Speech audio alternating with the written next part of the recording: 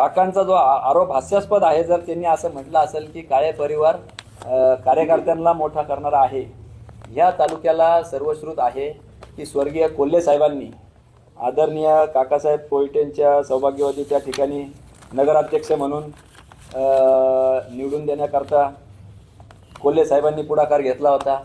ज्या वेळेस ते नगरसेवक झाले त्यावेळेस कोल्हे पार्टीकडूनच झालेले आहे. 2001ला उमेदवारी दिली. त्यांनी सांगितलं काळे साहेबांनी येऊन आमच्या दोघा नवरा बायकोंना हाताला धरून तिथे नेलं अध्यक्ष नाही. आणि उलट त्यांनी अजून एक बाकी सांगितलं की मी दिल्लीच्या एका मोठ्या ज्योतिषाला विचारलं, त्यांनी सांगितलं तुमच्या राजकारणात 50 वर्ष झाल्यानंतर तुम्हाला राजयोग येईल आणि तो काल संपला असं तुम्हाला सांगितलं. ते कदाचित दिल्लीचे ज्योतिष नसतील, ते प्रवराचे ज्योतिष असतील असं माझा समज आहे. आणि आम्ही पोपटावर आणि त्याच्यावर भरोसा ठेवून आम्ही राजकारण करत नाही. आम्ही विकासाचं राजकारण करतो. या गोदावरी तीरावर या कोपरगावचा स्वाभिमान गहाण ठेवणाऱ्यांपैकी आम्ही नाही. प्रवरा तटी जर काही निर्णय होऊन या आमच्या इथं लादण्याचा प्रयत्न होत असेल तर त्याचा कदापि आम्ही सहन करणार नाही.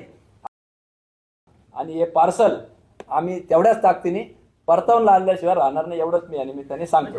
माझी एक शंका आहे, तुम्ही जे म्हटले ना का काल परवापर्यंत त्याशी बोलतो, गेल्या 1-2 वर्षापासून त्याची तयारी चालू होती. तुमच्या चाणक्याला की त्या ठिकाणी उपाशीपोटी सुद्धा पैलवान ढेकर देत असतो, जोर बैठका काढत असतो. त्याच्यामुळे आता ऐन निवडणुकीच्या तोंडी 3 दिवस राहिलेला असताना उमेदवार नाही, ही अशी केविलवाणी परिस्थिती आहे. शेवटी रणांगणात तुम्ही जाता तेव्हा महिने तुम्ही तयारी करता. आमचे उमेदवार गेल्या 9 वर्षापासून त्या ठिकाणी गाठीभेटी घेता. आमच्याकडे 1 नाही, आमच्याकडे 2 नाही, 3 नाही, 4 निवडून येणारे क्षमता ठेवणारे उमेदवार आमच्याकडे होते. म्हणजे एकाच एक उमेदवार आमच्याकडे होते. परंतु त्यांच्या सुखात दुःखात, त्यांच्या लग्न दहावे कार्य त्यांच्या अडीअडचणी, हॉस्पिटलसाठी भेटणारे, रात्री बेरात्री फोन येणारा, पूर आला तर म्हणजे अर्ध्या गुडघ्यापर्यंत पाण्यात जाऊन त्या ठिकाणी आम्ही हे केलेलं आहे. आणि म्हणून हे आका आणि काका या दोघांचाही बंदोबस्त हे कोपरगावकर केल्याशिवाय राहणार नाही, एवढं या निमित्ताने सांगतो. अच्छा, हे कळायला 50 वर्ष लागले याचीच मला खंत आहे. आणि निवाराचा किती विकास झालाय हे काही मी वेगळं सांगू इच्छित नाही. अजूनही अनेकांचे उतारे त्याच्यावर बोजे आहे, वेगवेगळे बोजे आहे. आता त्या खोलवर गोष्टींमध्ये मी जाऊ इच्छित नाही. आणि घरापुढचा रस्ता कसा आहे हे काही वेगळं सांगण्याची मला आवश्यकता नाही.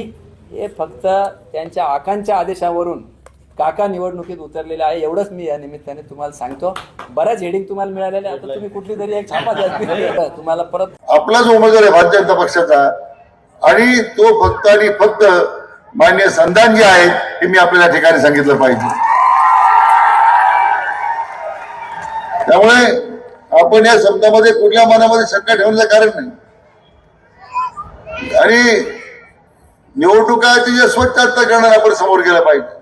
किंतु परंतु ठेवण्यामध्ये काय अर्थ नाही. तुम्ही मला आका म्हणा, काही म्हणा, मला इथं वाढत नाही.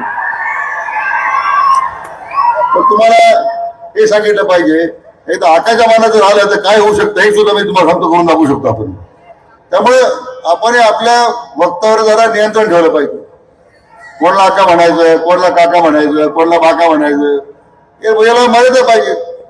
आपल्याला जर निवडणुकीत यश पाहिजे असेल तर आपण आपल्या मनावर संयम ठेवला पाहिजे. आणि संयमानच यश मिळू शकतं, उताळेपणाला यश मिळत नाही, हे तुम्हाला सांगून टाकतो नंबरपणे. आणि म्हणून या निवडणुकीमध्ये आम्हाला स्पष्ट आदेश आहे फडणवीस साहेबांचे.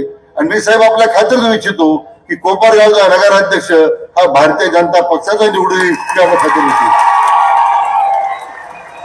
आणि म्हणून आमच्या भाषेला शंका ठेवण्याचं कारण नाही. कारण ती मामाच्या बद्दल मामावर बोलत राहते, पण तिचा अधिकार आहे, विचारायची हरकत नाही. मामा शांत स्वभावाचा सहन करतो सगळं. मी शांत माणूस, तुम्हाला माहिती आहे की नाही? का नाही माहिती तुम्हाला? शांत आहे मी, काय कोणाला त्रास देत नाही, काही नाही. मला कोणी म्हणजे मला त्रास द्यायला आवडत नाही. आणि मी आमच्या भाषेला मी सांगू इच्छितो, सगळ्याचा जाईल, तुम्ही चिंता करू नका.